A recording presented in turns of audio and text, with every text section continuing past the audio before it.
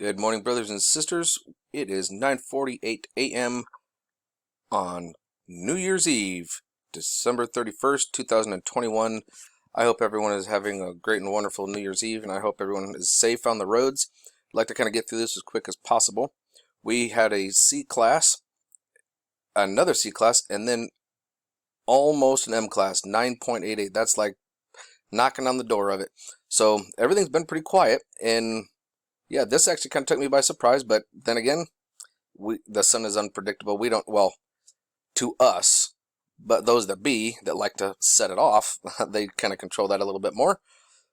Oh, it looks like, actually, it looks like it's an M1. Look at this right here, M1. So at some point, it was an M1, which actually doesn't surprise me at all, because when I first saw it, I was like, that's really touching on it. So yeah, it apparently, at some point, it was an M1. I can't really quite get it to get there, but it is classified as an M1 according to spaceweatherlive.com. But let's actually go take a look at our sunspots really quick. Let's go down here to SDO. It's a little bit nicer about it.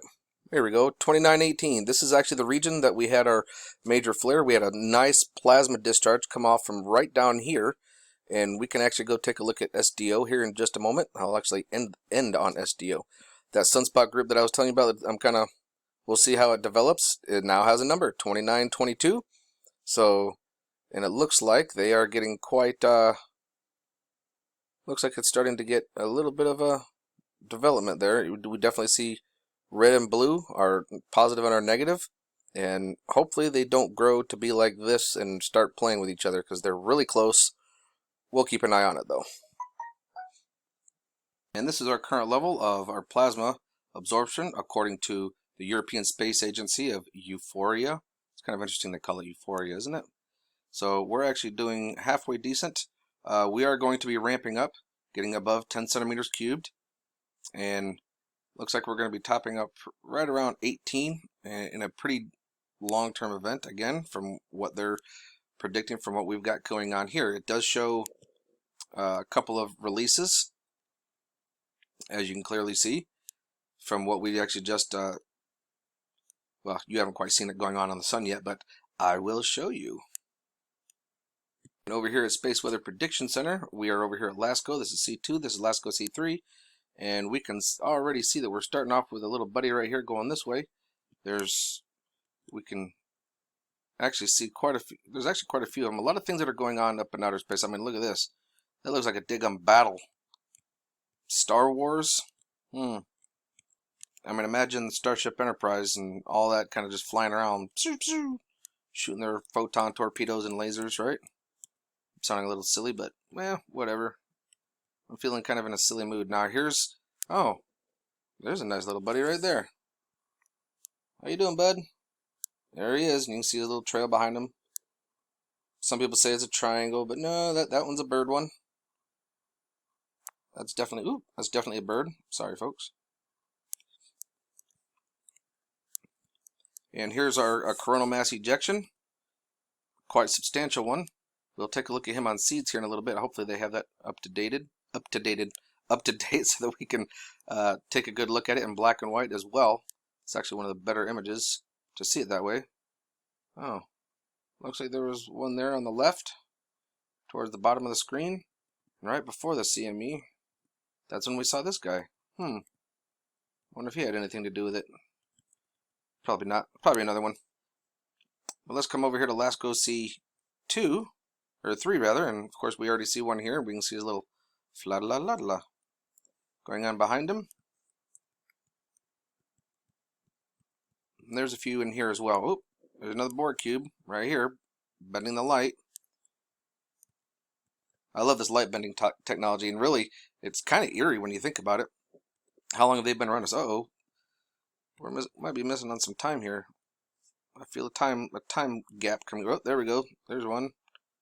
I mean, 8:42, 12 minutes on top of that. What would that? Well, yeah, I guess we're off by 2 minutes, but that's 24 minutes. And there's it. On the right side, we see the CME coming off. Very nice. But let's go check out SDO. We're here at Solar Dynamic Observatory, and here we're going to take a look at 171 angstroms of light And there's a lot going on over here. We have a large release of plasma off of the, this would technically be the western limb, southwestern limb, and it goes down in this direction. Luckily it's not coming at us, but as you can see right here,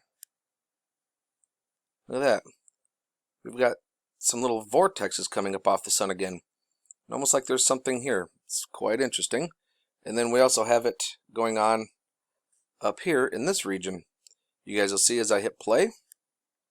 But the areas in question are actually right over here. This guy here actually spouts off. This is where we get our flares come off of. And also where there is a nice solar tsunami that actually blows up this way, and you can see it. It's quite incredible, actually. So I'm going to go ahead and hit play on it. I did slow it down just a little bit so we can all kind of watch it once, maybe twice, then move on to the next angstrom. Now you can see everything over here. I mean, look at this region over here. There is something here drawing that up. Look at this. There is something there. It almost looks like there's something here too, sucking this up too. But when this pops, this started a chain reaction of things popping, because then this pops up and then that pops up at the same time. It was kind of like a same time event, which is really quite profound. I mean, one starts another one. It's like a chain reaction, because they are all tied together. I mean, we're talking about magnetism here, so there's a magnetic line between all the sunspots that are going on. But yeah, this is what I find to be very interesting, though. Look at that. There is something here collecting energy up.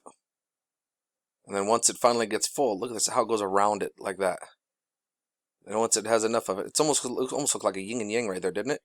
And then it just, oh, look at that. Perfect, drawing it right up to it. Look at that. Oh, I love that stuff. I love seeing that. So let's go see this on another angstrom of light, shall we? Here we are at 193 angstroms of light. Slowed it down one little click for us. And of course, obviously we can see the vortexes going on over here very clearly, but keep your eyes up here though. Watch this pop. It goes all the way up here. It opens this whole channel right up. Whoosh, look at that. That was something. Woo. That's a lot of power. Now keep in mind, the size of the Earth is maybe about the size of this thing. Okay, we're just this teeny little old planet, so imagine what... Woo. That's why Mercury is so darn scorched up. So yep, we got a lot of stuff going on as we're going around the corner. This thing is starting to act up and show itself a little bit. We're seeing little pops, so we'll keep an eye on this as it goes around the corner. And this guy. This one in particularly, because this is where we saw that. Obviously, we just saw that little pop. So we're going to have some solar winds that are going to be affecting us from this area here. So, yep, we'll keep an eye out. And as far as a plasma release, we should be fine on plasma. There's going to be a little bit that's actually coming off from this region, and it goes south for the most part. We shouldn't have any effect of it coming our way. We might get a little bit, but nothing to be too concerned about. And then this here, there's no major plasma off of this section here. Look at this. It's quite beautiful to watch the sun do that. So a lot of it did get recaptured, but for the most part, it blew off in this direction, not directly facing us, which is right here. Actually, I believe right about now, we're just south of the equatorial plane of the sun. So we're right about here, so we should be fine. If anything, it's going to be a slight increase, nothing major to report whatsoever. We are at 94 angstroms of light, and I do like to see this one for not just our solar flares, but I also happen to find a lot of friends like this guy. As we can tell, it is a long cylindrical type shape, almost looks like that of a cigar. Some people call it the cigar shape, the cylinder shape, or a that'd be a long tic-tac, but here he goes, going either through the sun or coming out of the sun. Maybe he came out of this region. Who knows? But there are many of these guys out here, and a lot of you that follow what I do will recognize. Oh, look, there's another one right there, traversing the sun right across the surface. And there's a lot of these guys out here. Especially, I see them on 94, which would be green, and then there's also blue. Now here's a good spot for us to see our. Oop, there was another one. See him? There's another one going down. And hopefully this one actually does show quite a good detail for the... Oh, there's another one. There's another friend right there to the left. But this actually lights up really well for our coronal mass ejections, or our flares, should I say. Where is he at here? There we go. That was a 1C, and then it gets bigger. There we go. There's our M class. Oh, look it. We got a little friend over here, and this bugger's going off. And you can see the wave and the plasma going up towards the North Pole of our sun. It's a decent wave, decent thump, that's for sure. Yep. And then the one that came off of here, look at this. There's not even a developed sunspot. It came off right here. See it? So that's pretty interesting. Now, there's a reason why I'm talking about all this. A lot of people don't know the name Bob Lazar. And I was a kid in the 80s when he started getting notoriety for working at a place. Let me show you something here. There's a couple things I do want to show you. This is Bob Lazar. Some of you have seen his face. Some of you are familiar with his work, some not so much. I definitely recommend coming over here, and you can Wikipedia him and you can find out a lot about it. See, he claims to have been hired in the late 1980s to reverse engineer extraterrestrial technology at what he described as a secret site called S-4. Now, many people have not been able to find S-4, this secret base. Okay, well, let me show you something. Bob Lazar, this is for you, buddy. So here's Area 51. Okay, we're over here on Google Earth. This is Area 51 right up here, okay? And a lot of people are very familiar with Papoose Lake, or Papoose Lake, however you want to say, however you pronounce it, I'm not sure. But, as I'm sure you can guess, yes, I've already found it. Doo-doo-doo. And believe it or not, guess what? Google Earth has it listed, S-4 Research Facility. This is on Google Earth, you guys. Google Earth has it where you live. I mean, look, Google Earth. They've labeled it. They've dropped a pin on it. They know about it. So we should know about it, shouldn't we? I mean, how many people don't? I mean, let's be real here. So I'm going to try and get to where I'm looking straight up and down at it instead of an angle. I actually don't like the angles. I'd rather look straight up and down at it. But look at that. It's right there, S-4 Research Facility. If you go in tighter, they actually have they have a secondary one here that they have somewhere. Can't remember what it's called, but anyway, yeah, there it is. So that's for you, Bob Lazar. It does exist. S-4 does exist. Again, I will back up. Oh, so now it goes straight up and down. So you can kind of get a look at the terrain. Okay. Kind of back up a little bit more. So there's Area 51. And you basically just come around one mountain range.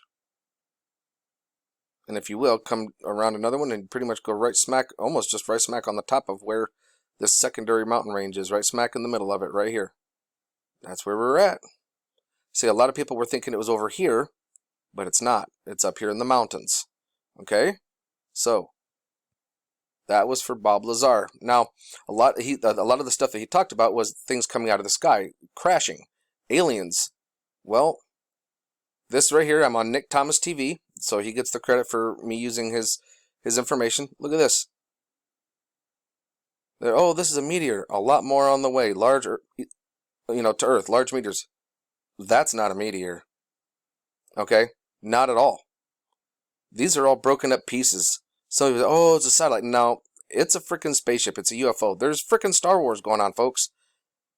Literally, there's wars going on, and these are parts of the craft. I mean, in a recent footage that was shown on Third Phase of Moon, they're talking about them going and recovering a bunch of aircraft, UFOs that have been shot out of our sky that are not from our planet, recovering them so that they can reverse engineer them. Hello? Go watch Third Phase of Moon. Go watch the most recent one, and then, keep this picture in mind right here. You know what I mean? It's not hard to put together. It's really not. So everybody stay safe out there.